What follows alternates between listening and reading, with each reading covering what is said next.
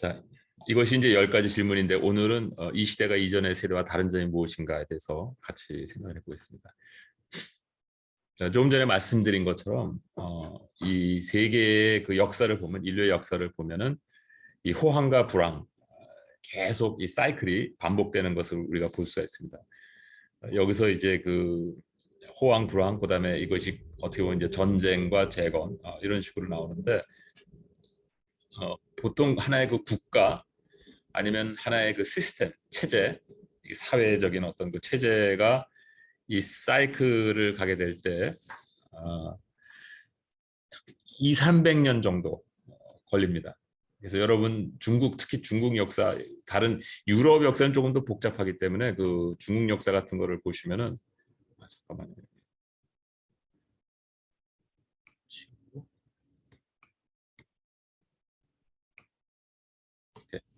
중국 역사 같은 걸 보면은 거기 중국의 무슨 시대, 누구 시대 하는 거는 굉장히 그 명확하게 거의 명확하게 한 2, 300년 조금 더 길게 그 정도로 이게 반복되고 유럽 역사도 조금 복잡하지만 그렇고 그렇습니다. 그다음에 경제 사이클을 보면은 10년에서 15년에 한 번의 사이클이 오고 그리고 그 죄송합니다. 잠깐 사람 들어가죠.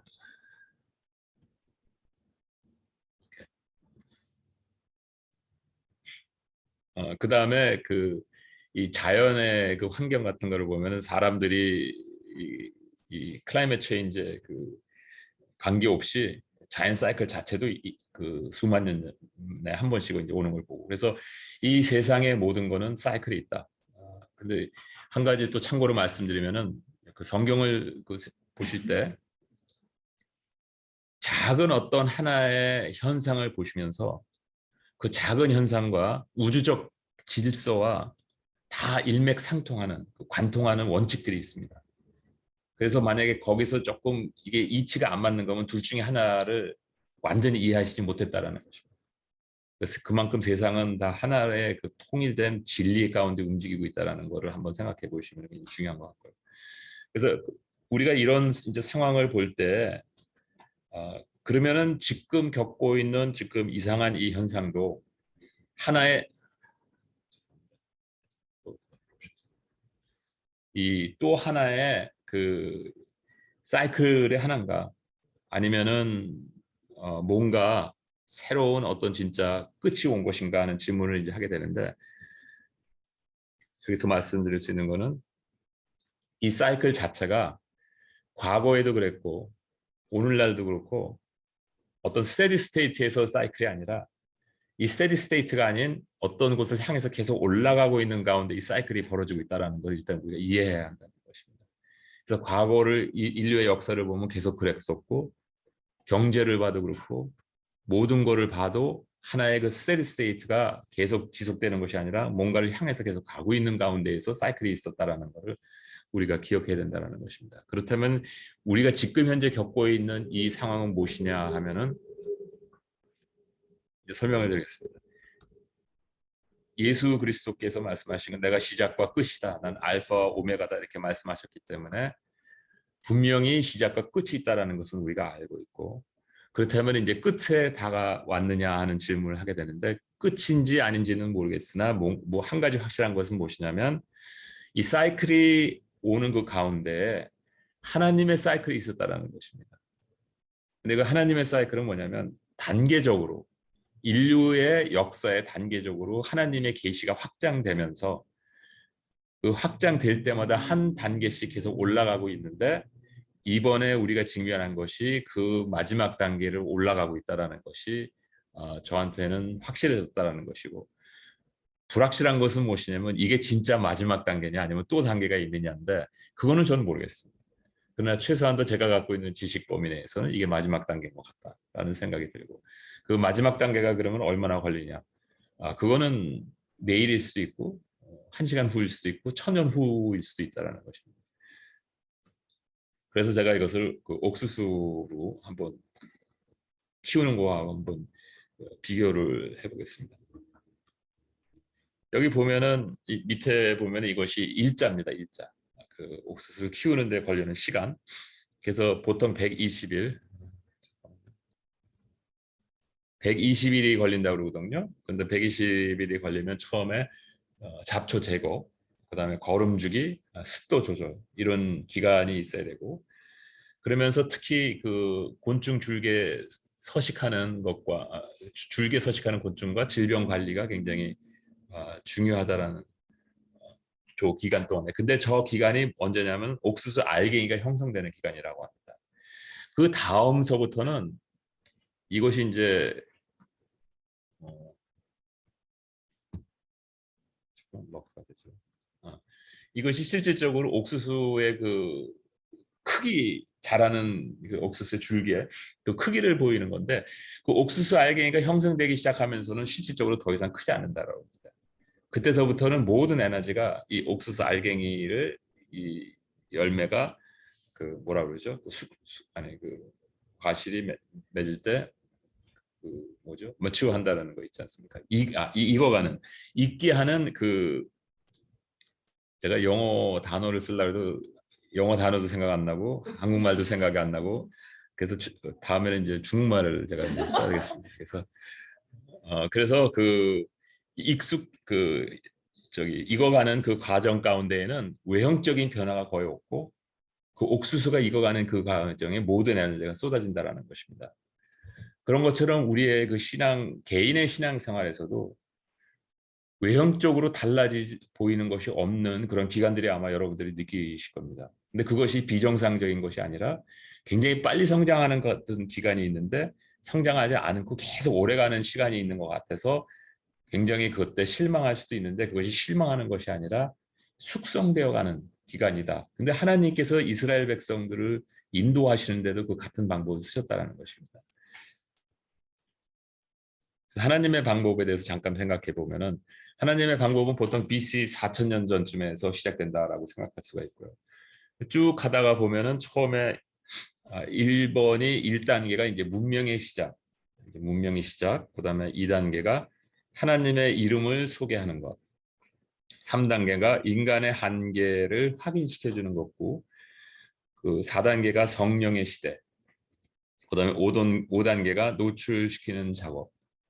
이 단계로 이루어지면서 그 1단계는 인지력을 주셨다. 2단계는 아브라함을 부르셨고, 그래서 이게 1단계 문명의 시작이 인지력 주심과 어떤 관계가 있느냐 하는 질문을 하실 텐데, 문명이 시작할 수 있는 것은 하나님께서 인류를 어떤 그 과정 가운데 인류의 인간이 성장하게 되는데, 이때 성장하는 인간이 그러면 과거 5,000년 전이나 4,000년 전에 있었던 사람은 지금 우리하고 다르냐 하는 질문을 하실 수가 있는데, 다르지는 않지만 그 당시에 인간이 인지할 수 있는 역량이 달랐었다는 것입니다. 우리가 그걸 어떻게 할 수 있냐면 가장 쉬운 예가 언어입니다. 언어에서 특히 문서화되는 언어로 시작할 때는, 여러분들이 언어를 사용해서 문서화되는 언어가 왜 중요하냐면요, 언어는 서로 소통할 수가 있는데 문서화되는 언어는 한 사회가 형성되기 위해서 필수적입니다. 왜 한 사회가 형성되기 위해서 문서가 필수적이냐면, 문서를 쓰기 시작하면서 인간이 추상적인 개념을 묘사할 수 있다라는 그 단계가 왔다는 거거든요. 근데 그 단계가 오기 전에는 하나의 문화를 이루기 힘들다라는 거예요. 그러니까 하나의 그 도시를 형성하기가 힘들다라는 것입니다. 여러분들이 대화를 할 때 이 추상적인 개념 없이 한번 대화를 해보세요. 굉장히 어렵게 됩니다. 잠깐만요. 그래서 이거를 이제 제가 그 5주 동안 이제 좀 더 자세히 말씀드리는 거고, 그 다음에 두 번째로 하나님께서 그러한 인간의 인지력을 형성시켜 주신 다음에 시작된 게 뭐냐면 하나님의 이름을 소개합니다. 근데 하나님의 이름이라는 개념은 뭐냐면, 이 창조 안에서 하나님께서 만드신 이 창조 안에서 어떤 하나님 자신이 됐든 여러분 한 사람 한 사람이 됐든 여러분들의 이 창조 안에서의 역할을 함축해서 묘사하는 것이 이름입니다. 그래서 사울을 부르신 다음에 하나님께서 그 역할을 주신 다음에 바울로 바꾸시고, 아브라함을 부르신 다음에 그 역할을 주신 다음에 아브라함으로 바꾸십니다. 그것처럼 하나님께서도 스스로 인간에게 나타나실 때 그냥 일반적인 엘, 하나님, 신 이렇게 나타나시다가 하나님 스스로가 하나님 스스로가 실질적으로 이 땅에서 나는 이러한 하나님이다라고 인간에게 보여주시기 때문에 그때 하나님께서 하신 일이 뭐냐면 자신의 이름을 가르쳐주기 시작하십니다. 그래서 성경에서 나는 누구다, 여호와다라고 얘기할 때 그 여호와라, 야훼라는 그 단어에 갖고 있는 의미가 굉장히 중요합니다. 그게 무슨 뜻이냐면 나는 하나님인데 이러한 하나님이다라는 것을 가르쳐 주시는 것입니다. 그래서 우리가 알고 있는 하나님이라는 것은 진짜 이 세상을 창조하신 만군의 하나님을 그 본질 자체를 알 수가 없고 하나님 스스로가 우리 인간이 피조물로서 알아야 할 가장 기본적인 개념을 인간에게 알려주신 그 부분만 우리가 인지할 수 있는 역량이 있습니다. 그래서 그 역량만큼 하나님께서 자기 이름을 가르쳐 주시는 거예요. 그래서 여러분들이 그 구약을 공부하실 때, 신약을 공부하실 때 그 당시에 하나님께서 이스라엘 백성들에게 보여주셨던 그 하나님의 면모를 지금도 똑같다라고 생각하시면 안 됩니다. 그 면모가 본질적인 것을 묘사하고 있지만 구체적으로 그것이 표현을 어떻게 되는지는 하나님께서 시대적으로 가시면서 계속 확장해 나가고 계시다는 것입니다. 그 확장이 구체적으로 가장 마지막으로 이루어졌던 것이 예수 그리스도를 통해서 하나님께서 직접 인간이 되셔서 가장 정확하게 묘사하신 것이 예수 그리스도의 말씀들입니다. 자, 그러면서 하나님께서 아브라함을 부르셔서 아브라함에게 본인의 나는 이런 사람이다 그러면서 이름을 가르쳐 주셨는데 그 방법이 뭐냐면 매주 1시간씩 소그룹을 통해서 가르쳐 주신 것이 아니라 아브라함하고 같이 생활하신 겁니다. 이게 굉장히 중요한 의미를 갖고 있는데 그것은 무슨 뜻이냐면 하나님은 오늘도 똑같습니다. 하나님은 강의를 통해서 체험할 수 있는 하나님이 아니라는 것입니다. 하나님은 같이 살 때 경험하게 되면서 체험할 수 있는 것이 하나님이십니다. 그래서 여러분들이 매일매일의 순간의 삶에 있어서 하나님을 경험하는 것만큼 여러분은 하나님을 아는 것입니다. 그게 야다의 개념입니다.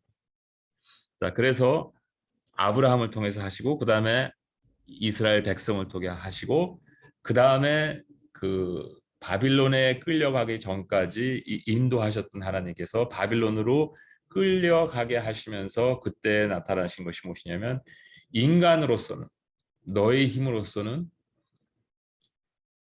다방면으로 너희가 노력했지만 하나님을 하나님으로 섬길 수 없다라는 것을 확인시켜 주는 것이 바빌론으로 끌려가는 장면입니다. 그래서 바빌론으로 끌려간 이후에 하나님께서 새로운 역사를 시작하시는데 그 새로운 역사가 구체화되는 것이 예수 그리스도입니다. 그래서 그때서부터 성령의 시대가 시작되고 그 성령의 시대에 시작돼서 지금까지도 성령의 시대가 시작되는데 그 성령의 시대가 또 나누어지는데 특히 오늘 그냥 말씀드리고 싶은 부분은 무슨 부분이냐면 성경이 정경화가 끝나고 시작하면서 두 신학자만 좀 말씀드리고 싶습니다. 왜냐하면 그 굉장히 그 중요하기 때문에 세인트 어거스틴이라는 신학자가 있었는데 그 세인트 어거스틴의 신학자는 성경이 정경화가 끝나는 그 마무리 단계에서 그 신학자를 하나님께서 부르셨는데 그를 통해서 말씀하신 것이 여러분들이 우리가 갖고 있는 지금 가장 신앙의 기본적인 개념들 있지 않습니까? 원죄라든지 삼위일체라든지 이런 개념들의 베이스를 깔아주신 분이 바로 세인트 어거스틴입니다. 그 다음에 두 번째로 몇백 년, 수백 년 후에 14세기, 15세기 그때에 아쿠아이나스는 12세기, 13세기고 토마스 아쿠아이나스라는 신학자가 나왔는데 그때 토마스 아쿠아이나스는 어떤 일을 했냐면 하나님을 섬기는 데 있어서 사람이 믿음이라는 어떠한 이렇게 누구를 신뢰해야 된다라는 믿어야 된다라는 어떤 그런 관점에서 인간의 총체적인 인격체로서 하나님을 접근해야 된다라는 것의 시작을 깔아주셨습니다. 그게 바로 뭐냐면 이성과 신앙의 역할을 구분하면서 이성의 역할을 강조했습니다. 근데 그때 나타난 것이 바로 무엇이냐면 그것을 동행해서 수반해서 그 사상이 기독교에게 들어올 수 있도록 바탕을 깔아줬던 것이 바로 무엇이냐면 인본주의 사상입니다. 거기 르네상스가 시작하면서 인본주의 사상. 어거스틴이 그 본질적인 것을 깨닫게 해주면서 삼위일체 개념과 원죄 개념을 얘기할 때 영적인 측면을 얘기해 줘야 되는데 그것을 바탕을 깔아줬던 것이 헬라 사상입니다. 이런 말씀들을 왜 드리냐면 하나님께서 자기 스스로의 이름을 우리에게 가르쳐 주실 때마다 그것이 종교적인 관점에서 교회라는 테두리 내에서 문 닫고 계시가 이루어진 것이 아니라 온 인류에게 어떠한 성장의 과정의 단계 가운데서 하나님의 메시지가 올 때 거기에 노출됐던 사람들이 그것을 들으면서 깨달을 수 있게 된다는 것입니다. 왜? 우리 인간 스스로에게 역량이 없을 때 아무리 하나님께서 계시를 주셔도 깨닫지 못했기 때문에 그렇습니다. 제가 가장 이해 들기 좋아하는 게 바로 뭐냐면 창세기를 쓴 사람이 정확하게 우리는 누군지 모릅니다. 뭐 모세가 썼다는 얘기도 있고 그런데 확실한 것은 무엇이냐면 창세기가 오늘날 우리에게 전달되는 창세기는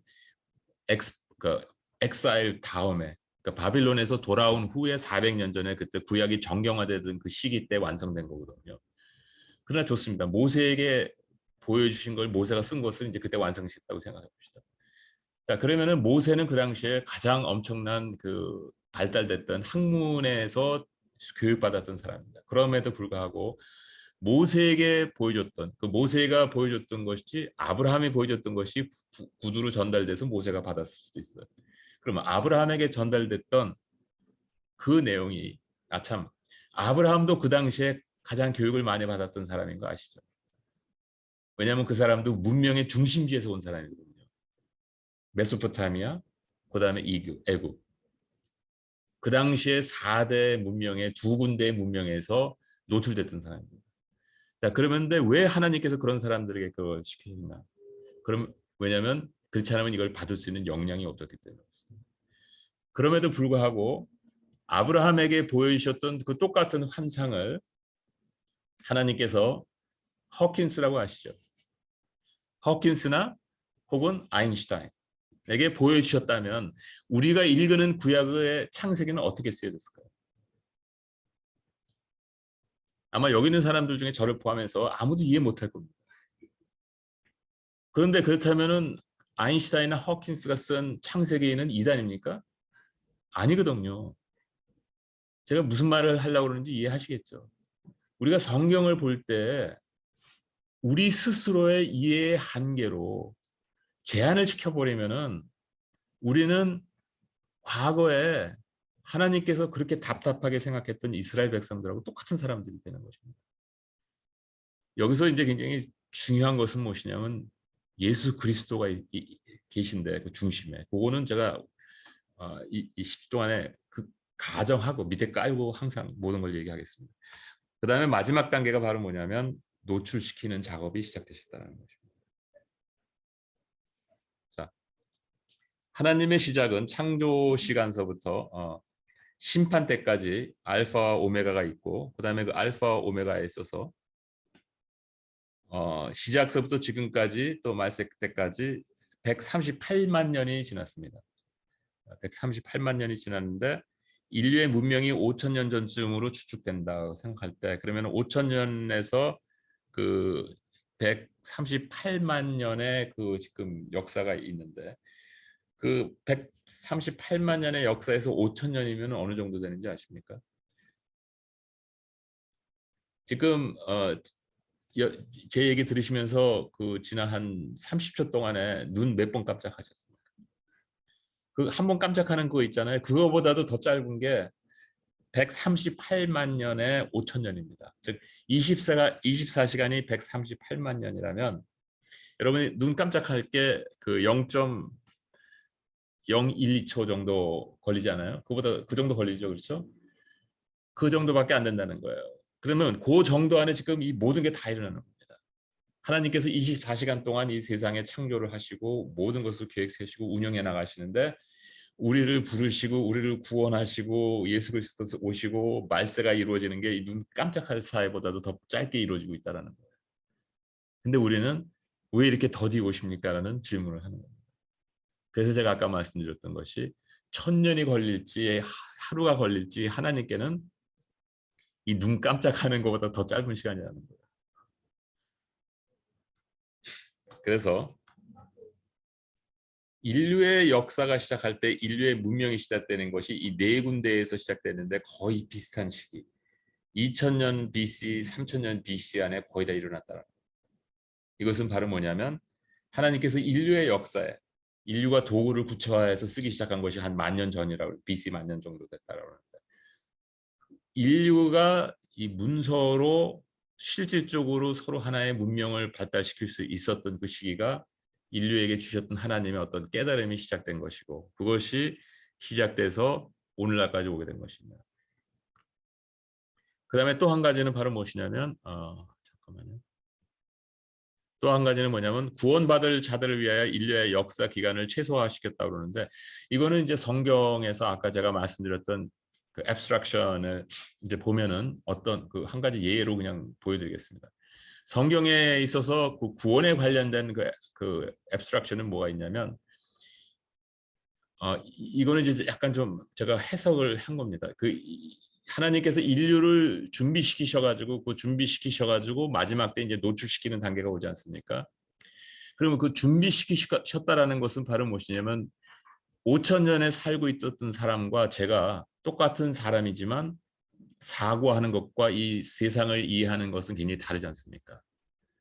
그러면 제가 지금 또 여러분과 같이 지금 어느 정도 성숙기에 도달한 사람이 시작됐을 때 그때 우리가 신앙만 받아들이는 것이 아니라 우리가 구성하고 있는 이 사회 자체도 우리가 결정하는 것이기 때문에 사회의 문명 자체도 달라진다는 거 아닙니까?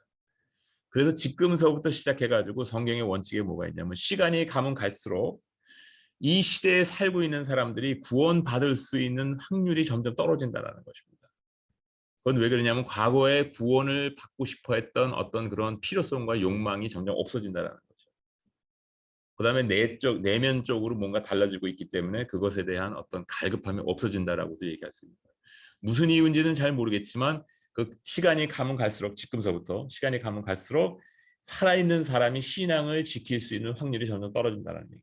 자, 그렇다면 우리가 쉽게 해서 인류가 앞으로 100년의 시간이 한번 남았다고 생각하고 그동안 태어날 사람이 200명이라고 한번 생각해 봅시다.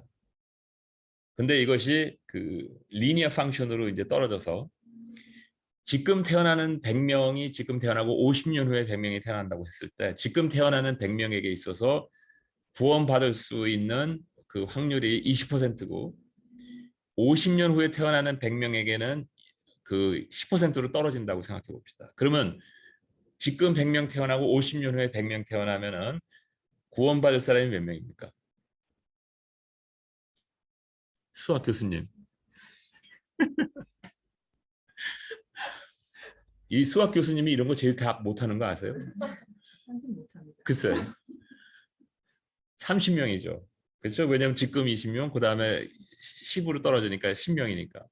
그러면은 제가 여러분들이 하나님이라면 그 200명이 언제 태어나게 하겠어요? 200명. 지금 다 태어나게 할 거 아니에요. 그럼 지금 다 태어나면 몇 명이 구원받습니까? 40명. 수학 교사 아닌가 봐요. 이 다 산수 하시는 거 보니까. 자, 그래서 무슨 얘기인지 아시겠죠? 자, 그렇다면 하나님의 인류의 역사를 하실 때 인류가 성숙했다라는 게 준비가 다 됐다라는 그 시점에서 하나님의 계획은 뭐가 되겠습니까? 인류가 가능한 한 많이 태어나게 하는 것. 그래서 이렇게 됐습니다. 이거는 제가 20년 전에 사실 여러 자료를 UN 자료 뭐 이런 걸 찾아가지고 실질적으로 그 만들어낸 자료거든요. 어디서 카피한 게 아니라. 근데 보면은 그 커피한 자료들이 더 멋있는데 커피라이트 때문에 제가 제 20년 전의 자료를 따로 썼어요. 이거 보시면은 저기 그 굴절되는 그 부분이 오거든요. 마지막으로 안 되겠다. anyway, 거기 보시면은 저기 한 1800년, 1900년 되는 거 있지 않습니까? 저 정도에 보면은 갑자기 이렇게 휙 올라가는 부분이 있죠. 네, 갑자기 휙 올라. 감사합니다. 이게 리모트로 이게 텔레파시로 그 확 올라가는 부분이 있잖아요. 그 올라가는 부분이 바로 뭐냐면 제가 아까 보여드렸던 그 5번째 단계입니다. 그 5번째 단계면서 이제 그 숙성하는 그 기로 들어가는 거거든요. 인구가 폭발합니다. 그때서. 근데 그때 폭발하는 그 인구가 그때서부터 지금까지 산 사람들의 수와 BC 4,000년 전서부터 지금까지 산 사람의 수와 비슷해요. 조금만 더 있으면 이제 우리가 더 능가합니다. 자, 이게 뭐냐면은 성경에서 있는 원칙을 굉장히 단순하게 앱스트랙션 시켜서 적용을 해서 그럼 이런 결론이 나와야 되는데 제가 결론을 내린 다음에 실질적으로 자료를 찾아봤더니 이렇다라는 거예요. 이 자료를 찾고 그걸 한 게 아니라 무슨 얘기인지 아시겠죠? 자, 그다음에 이제 또 한 가지 또 보여드리겠습니다.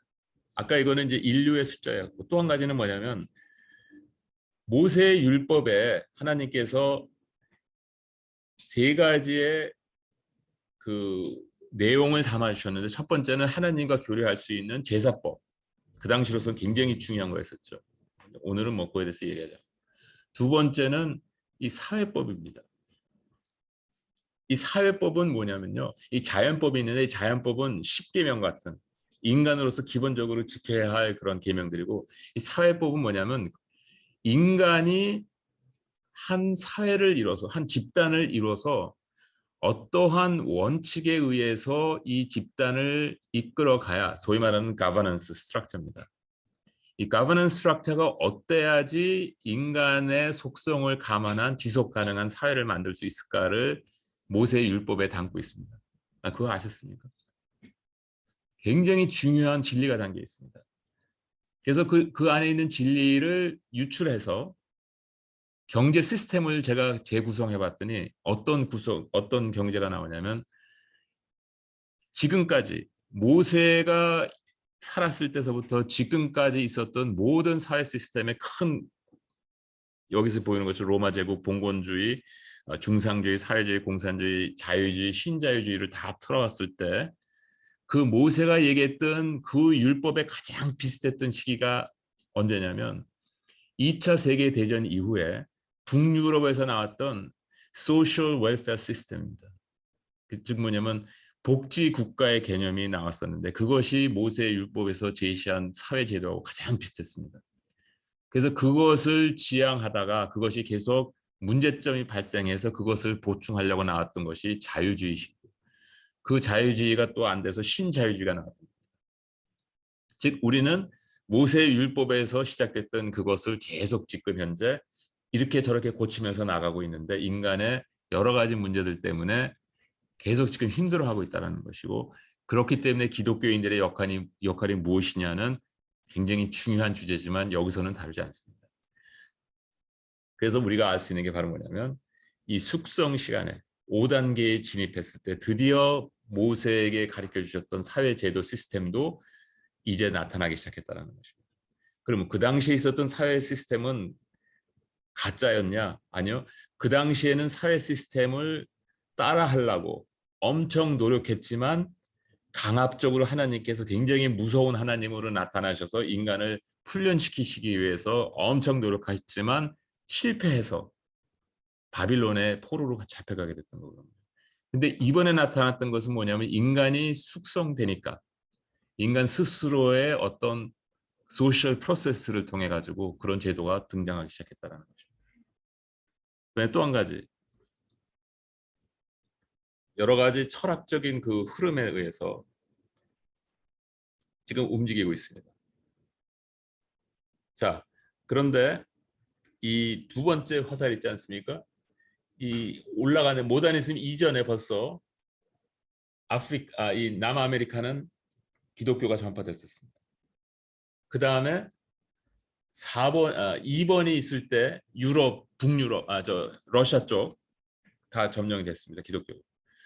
그 다음에 이번에는 이제 남은 게 바로 뭐냐면 The Age of Uncertainty. 지금 maturing stage가 남아 있는데 그때 지금 현재 이미 아프리카는 복음이 점령하고 있습니다. 점령이라는 단어가 적절할지는 모르겠지만 그래서 기독교가 가장 빨리 자라고 있는 지역이 바로 이 아프리카 지역입니다.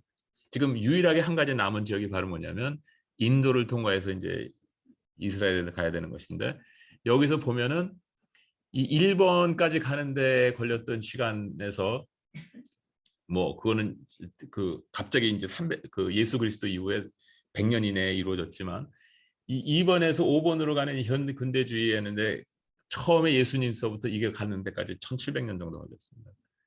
그 다음에 이게 넘어가는데 200년 걸렸고 그 다음에 저기서 저기 오는데 50년.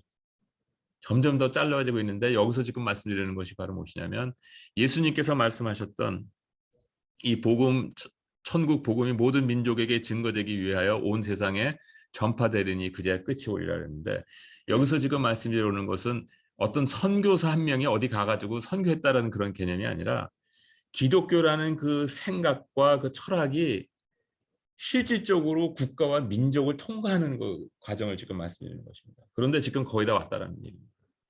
그런데 재밌는 게 뭔지 아십니까? 여기서 재밌는 것은 이 마지막 관문이 어디냐면은 힌두교입니다. 힌두교죠. 오늘 이 강의에서는 이제 다루지 않는데. 자, 그러면 이제 마지막으로 사람의 인지와 그 역량과 마음의 원숙함으로 움직이는 의지에 대해서 좀 말씀드리겠습니다. 지금까지 이제 말씀드린 것이 사회적으로, 역사적으로, 인류학적으로, 철학적으로, 계시적으로 왜 다음 단계에 들어가게 되는지를 그냥 이렇게 여기저기 그냥 비춰드린 겁니다. 큰 윤곽을 보여드리는 것보다는 이렇게 빛을 한번 비춰드린 것이고 이 네 번째가 제가 깨닫는데 가장 시간이 많이 걸렸던 그 부분입니다. 이 부분이 바로 무엇이냐면 인지 역량인데 인지 역량이라는 그 개념은 무슨 개념이냐면 두 가지 개념이 있습니다. 인지해야 된다라는 것을 뭐냐면 안다라는 에피스테몰로지 인식론 쪽하고 이제 관련된 건데요. 내가 뭘 안다라고 얘기했을 때 이게 이해가 되는 겁니다. 그 물체가. 근데 내가 이해된다라는 그 자체 플러스 뭐가 있어야 되냐면은 내가 이해가 되고 있는 내 자신이 의식이 돼야 되는 것입니다. 그 작업이 안 되면은 하나님을 알 수가 없어요. 그래서 그 인지 역량이 형성되는데 그 인지 역량이 형성되기 위해서는 우리가 이 세상과의 관계성 가운데 인지 역량이 형성된다는 것입니다. 이것도 굉장히 중요한 의미가 있습니다. 근데 이번에는 또 거기에 대해서 말씀 안 드리고요.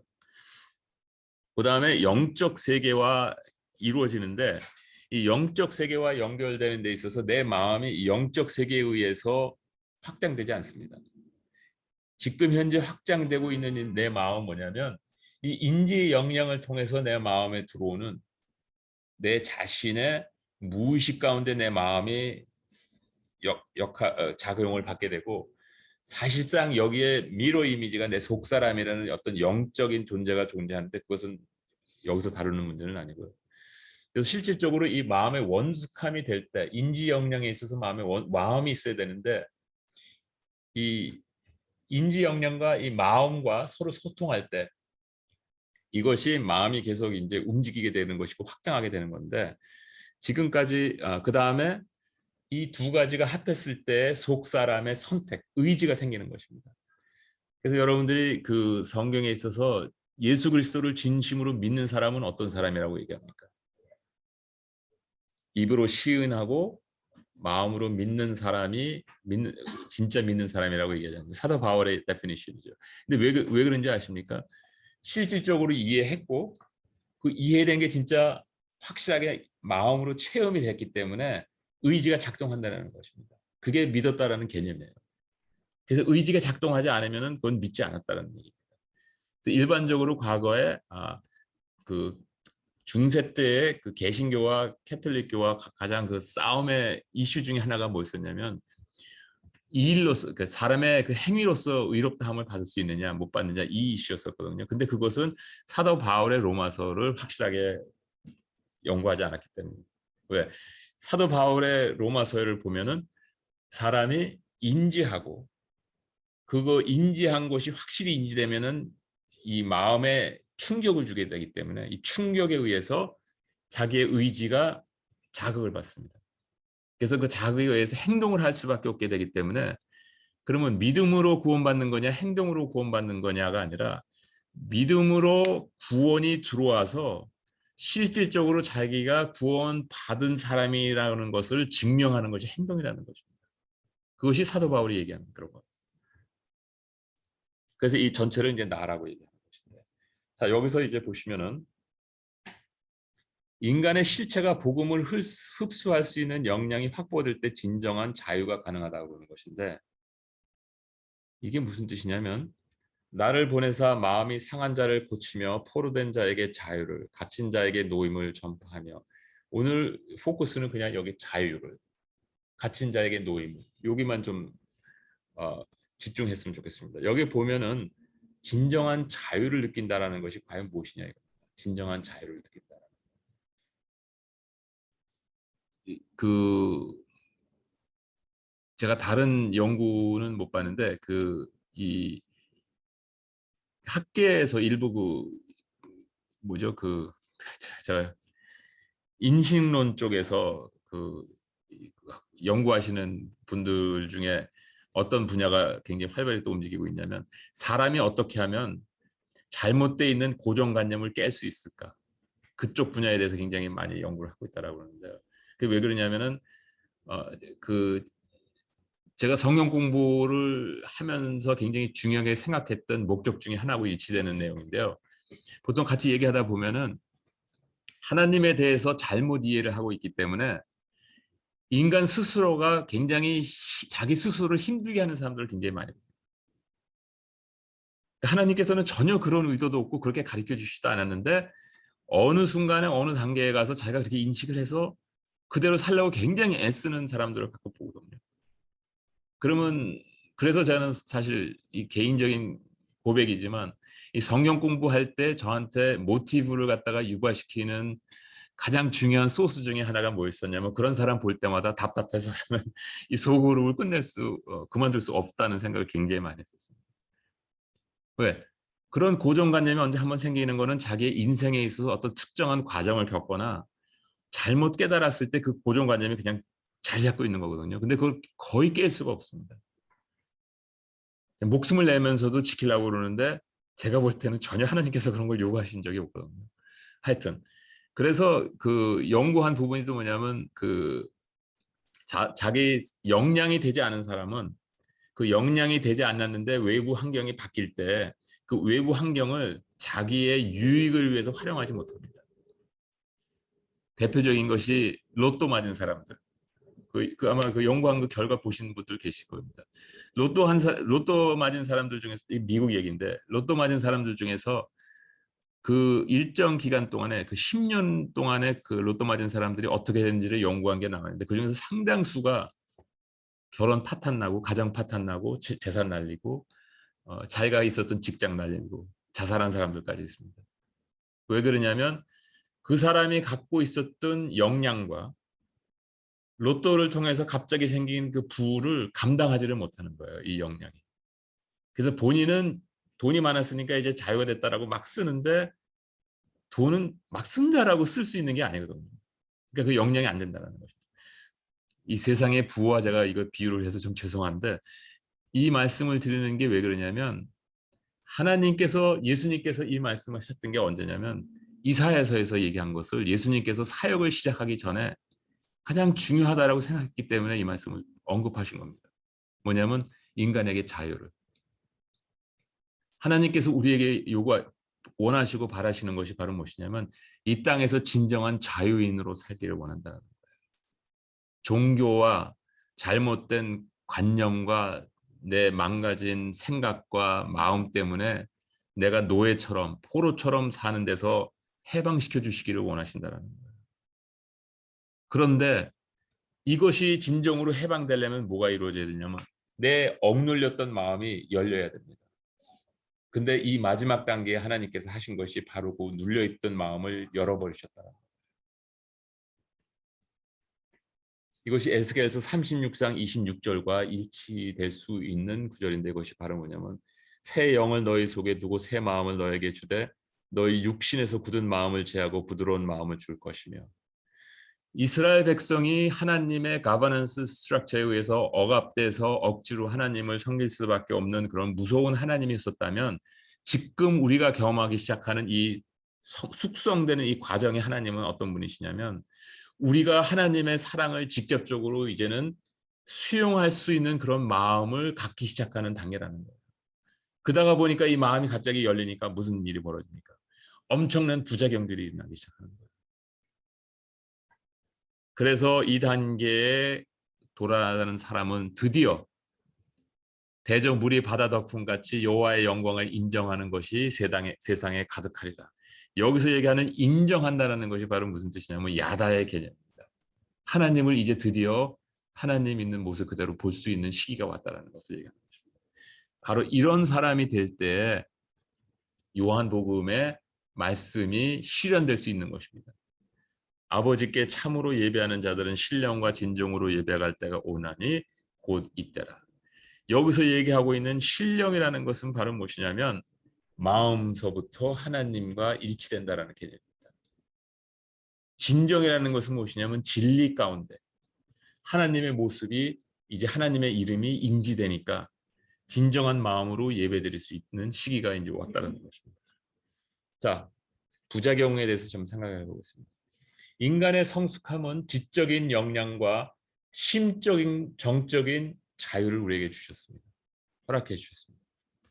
그런데 거기서부터 나는 부작용이 뭐냐면 자기 자신이 체험하는 부작용이 아니라 현상. 왜냐하면 이것이 선과 악을 동시에 유발하기 때문에 그렇습니다. 자기 자신이 체험하며 습득한 것 이외에는 거부한다는 것입니다. 저는 신앙인으로서 참된 신앙을 갖는 데 있어서 이것처럼 중요한 요소가 없다고 생각합니다. 그 다음에 세상의 고통과 즐거움이 더 가깝게 다가오기 시작했습니다. 자기 자아가. 왜? 마음이 노출되니까 세상에 있는 어떤 압력 그런 것들이 더 마음에 직접적으로 충격이 온다는 것입니다. 그 다음에 마음을 움직이는 것에 따라 행동하며 집중하게 된다는 것입니다. 즉 과거의 신앙에 열심히 있는 신앙인이 어떤 고정관념에 의해서 신앙생활을 열심히 했다면 이제는 그 고정관념 없이 하나님께서 주시는 그 지식 범위 내에서 하나님과 마음이 통할 때 그 누구도 걷잡을 수 없이 그런 사람은 하나님의 사람의 손에 붙들리게 된다는 것입니다. 이제 드디어 진정한 예배자들이 나타날 수 있는 시간이 왔다는 것입니다. 그런데 이것이 사회적으로 나타나는 부작용이 바로 무엇이냐? 이러한 속성들이 사회 가운데 퍼지기 시작하니까 나타난 것이 부유한 자와 능력자, 가난한 자와 소외된 자로 양극화되기 시작했습니다. 그러면서 이 부유한 자, 능력자, 선진국의 10%, 개도국가 신흥국의 1%입니다. 자아도취되어 삶을 만끽하려 한다. 그 다음에 나머지 자기의 연민에 빠져 삶을 포기하려 한다. 그런데 이 소외된 자 가난한 들 가운데에서 커뮤니케이션 때문에 자아도취되어 삶을 만끽하려 한다라는 것에 같이 따라가려고 하는 텐션이 생기면서 사회는 더 혼란해지고 있습니다. 그러다 보니까 사회 및 신앙의 문제의 근원에는 심각한 마음의 상실들이 생기기 시작했고 더 이상 통되지 않는 마음이 자리 잡고 있다는 것입니다. 그래서 오늘날에 있어서 엄청난 사회의 문제 중에 하나가 바로 무엇이냐면 마음 상한 사람들과 여기서 얘기하는 마음 상한 사람들이라는 것은 기분 나쁘다는 얘기가 아니라 마음이 상했다는 거예요. 망가졌다는 것입니다. 그래서 실질적으로 굉장히 심각한 조울증과 자살 충동, 사회에서 고립돼 가지고 사회에 어울리지 못하는 사람들 이런 사람들이 엄청 많이 일어나기 시작했고 그런 사람들이 이 땅에 지금 엄청 많아지는데 우리는 그런 사람들을 보면서 우리가 이 10가지 질문을 해야 되는 이유가 우리 스스로만을 위한 것이 아니라 앞으로 이 망가져가는 이 사회와 그런 사람들을 하나님께서 포용하시려고 하시는데 품으시려고 하시는데 왜? 복음은 누구를 위해서 있다고 그랬습니까? 소외된 자와 마음 상한 사람들. 바로 그런 사람들이 복음을 받아들일 수 있는 이 그 걸음이 그 밭의 작업이 시작됐다는 것이거든요. 밭을 일구는 작업이 시작됐다는 것이거든요. 과연 우리에게 주어지는 책임은 무엇이고 나는 그러한 마음을 내가 지금까지 어떻게 내가 스스로를 읽어왔고 그것을 어떻게 감당해 왔느냐를 우리 스스로에게 질문해야 되는 중요한 시점에 와 있다는 것입니다. 그래서 이 10가지 질문을 하게 됐다는 것입니다. 일단 마치고요. 좀 시간이 있으니까 우리 자체적으로 질문하고 싶으시면은 질문하셨으면 좋겠습니다.